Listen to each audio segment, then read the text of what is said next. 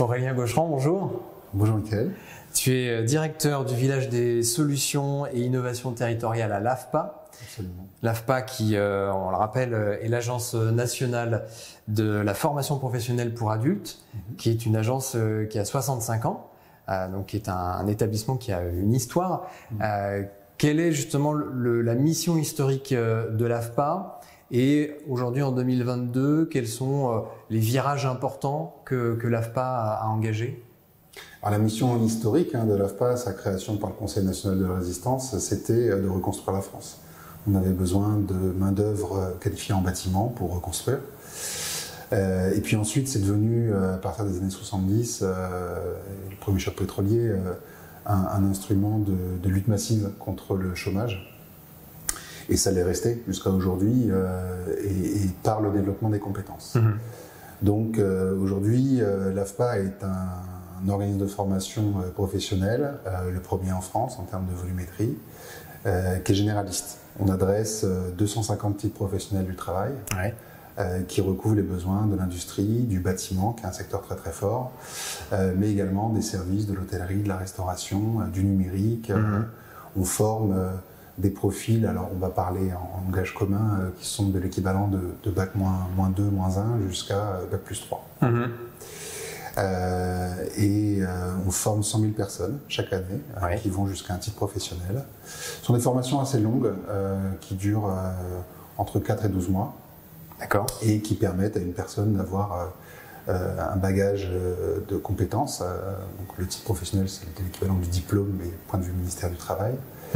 Et ce qui est intéressant, c'est que dans ces 100 000 personnes, les 2 tiers sont des demandeurs d'emploi et des personnes qui, parfois, ont été cabossées un peu par la vie. Et on a aussi développé, et ça c'est un des premiers virages qui a eu lieu à partir de 2017, des programmes d'accompagnement. C'est-à-dire ce sont des programmes qui se situent avant une formation professionnelle, qui permettent à une personne de se déterminer dans ses aspirations, de confirmer des choix professionnels. On travaille évidemment main dans la main avec les conseillers en évolution professionnelle, de Pôle emploi, de Mission locale, de Cap emploi également. Et ça permet en fait d'avoir un SAS pour des personnes qui sont vraiment très éloignées de l'emploi, pour leur redonner confiance en elles, remettre à niveau certaines connaissances socles, savoir lire, savoir compter. C'est aussi valider ce qu'on sait déjà aussi. Alors c'est pas ce qu'on appelle techniquement la validation des acquis d'expérience, c'est vraiment refaire prendre conscience à la personne de ce qu'elle sait faire déjà. Et surtout travailler à la fois sur ses envies et puis la capacité à avoir dans un temps relativement court, c'est-à-dire encore une fois cette période de 6 mois, des fois un peu plus, des fois moins, pour avoir une reconnaissance en fait de ses savoir-faire, se former évidemment et ensuite aller à l'emploi. Voilà. Donc ça c'est un premier virage, c'est de développer l'accompagnement, ce qu'on finalement historiquement on a toujours fait, parce que l'AFPA est habituée à accompagner des personnes qui sont en difficulté. Sauf que c'est une des difficultés qu'a eu l'AFPA, ce n'était plus financé. Le changement de financement par appel d'offres versus la subvention historique qui était versée à l'AFPA ne prenait pas en charge ces prestations qui pourtant sont indispensables, parce que si on ne le fait pas, ça conduit à des ruptures de parcours. Et puis il y a un autre tournant, c'est encore une fois la volonté de pouvoir répondre à une promesse qu'on fait, qui est celle de l'accueil inconditionnel, et pas seulement. C'est aussi l'accompagnement inconditionnel. Prendre la personne, quel que soit son état, quel que soit son niveau, quelle que soit la situation sociale dans laquelle elle se trouve, et être capable de trouver toutes les solutions qui vont lui permettre de se remettre dans un chemin, on va dire, de dignité sociale, et puis dans un chemin où elle va pouvoir retrouver un emploi. Et pour ça, il ne suffit pas de développer que des compétences métiers.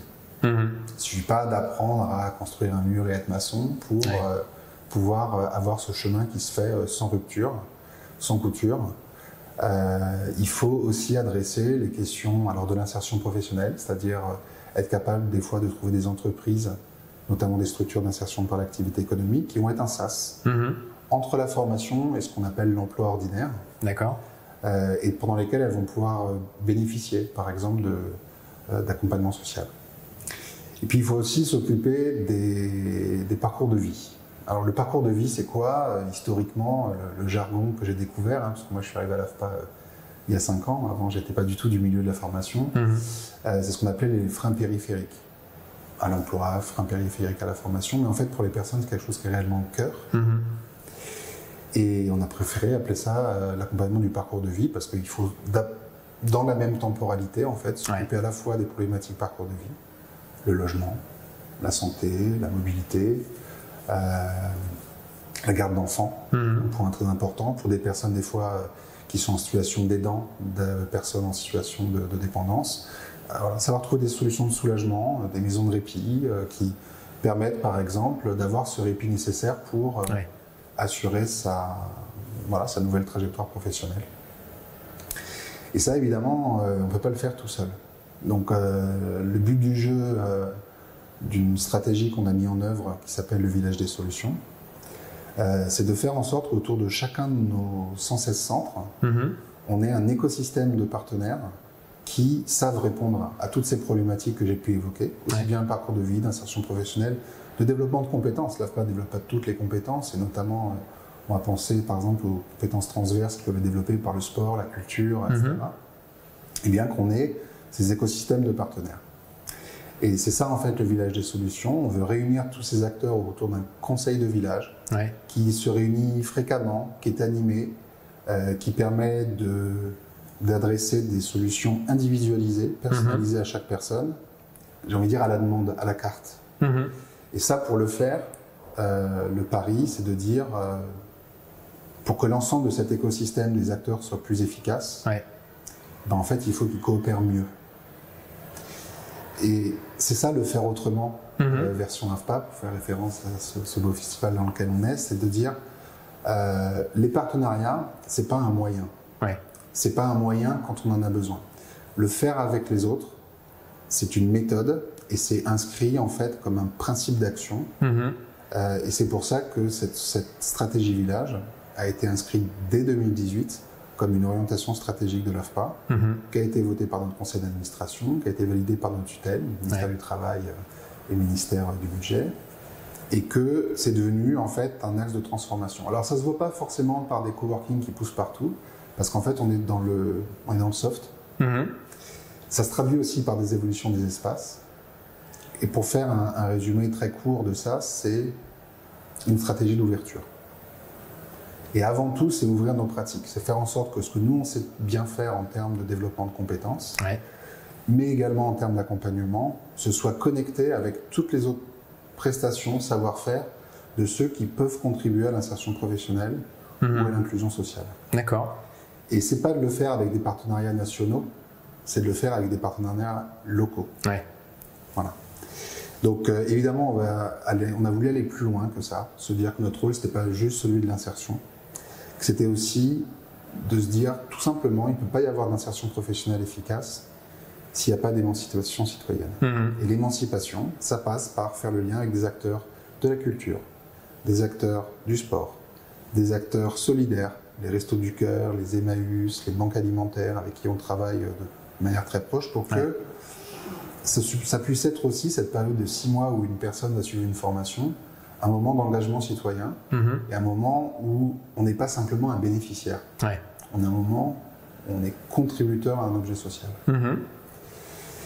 Et puis, bon, évidemment aussi adresser la question de l'entrepreneuriat, puisque en fait, on ne parle pas forcément des startups là, mais on parle sur 100 000 personnes, on sait qu'on a 5% des personnes qui suivent un parcours à l'AFPA, qui ont un projet d'entreprise, parfois contraint, parce que quand on doit se mettre à son compte pour avoir un emploi, parce que l'emploi évolue de cette manière-là, l'emploi salarié n'est plus aussi fort, il y a de plus en plus d'entreprises qui exigent d'avoir des auto-entrepreneurs, et il faut les préparer. Donc là aussi, on va le faire, pas en étant tout seul, on va s'appuyer sur des partenaires qui savent le faire, on travaille par exemple avec La Ruche, sur ce sujet-là, et on a en fait fait ensemble des ingénieries de parcours. Et pour le faire, en fait, il faut répondre ensemble à des appels à projets, parce que les politiques publiques sont financées comme ça. On s'en réjouit, on s'en réjouit pas, on s'en réjouit plutôt pas, mais c'est comme ça. Et les AMI qui parfois mettent en concurrence les acteurs les uns avec les autres sont parfois j'ai envie de dire des fois des faux amis, parce que ça ne joue pas forcément toujours le jeu de la coopération, et ça peut jouer le rôle de la coopération à somme nulle des fois, mais c'est comme ça. En tout cas, ils demandent à ce qu'il y ait une force, une ressource, une énergie qui permette de coordonner ces acteurs. C'est bien de se rencontrer, c'est bien de se parler, mais à un moment donné, il faut monter des dossiers ensemble. Et on l'a tous expérimenté, c'est nous on est intéressés pour le faire, mais on n'a pas le temps. Voire on est intéressé pour le faire, mais on n'a pas forcément la compétence pour monter un consortium, rédiger un dossier, etc. Et donc c'est ça aussi le village, c'est d'avoir des ressources qui sont en capacité de coordonner justement ces coopérations avec un niveau d'ingénierie qui n'est pas accessible à tout le monde. Et c'est comme ça qu'on va arriver à avoir un équilibre qui se crée entre des structures de petite taille et l'AFPA qui peut avoir l'air d'être une grosse baleine. Mais l'avantage, c'est que voilà, la baleine et les petits poissons, ils peuvent faire des choses ensemble et c'est comme ça qu'on essaie de faire avancer. Alors, on peut considérer que finalement, c'est passé d'une mission qui était reconstruire la France à la mission aujourd'hui qui est d'accompagner les transitions. Oui, alors, et puis on va dire, c'est pas d'accompagner la transition de la France, c'est plutôt d'accompagner la transition sur les territoires de manière ultra localisée. Et ça, c'est un parti pris très fort. L'AFPA vit sa décentralisation. On a eu une organisation historiquement très pyramidale.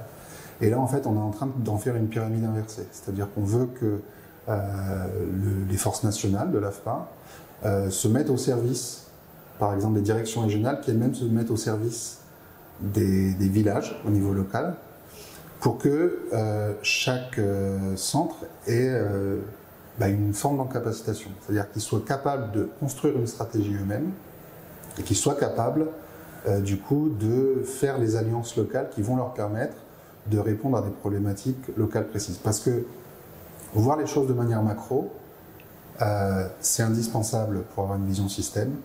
Mais par contre, ce qui est tout aussi indispensable, c'est de savoir avoir un pouvoir d'action au niveau ultra-local. Donc, on va dire, si on doit répondre à les transitions, c'est très large comme sujet. Et justement, je crois qu'il faut le découper en morceaux territoriaux très locaux pour être capable d'adresser des solutions. Merci Aurélien pour toutes ces précisions. Avec plaisir.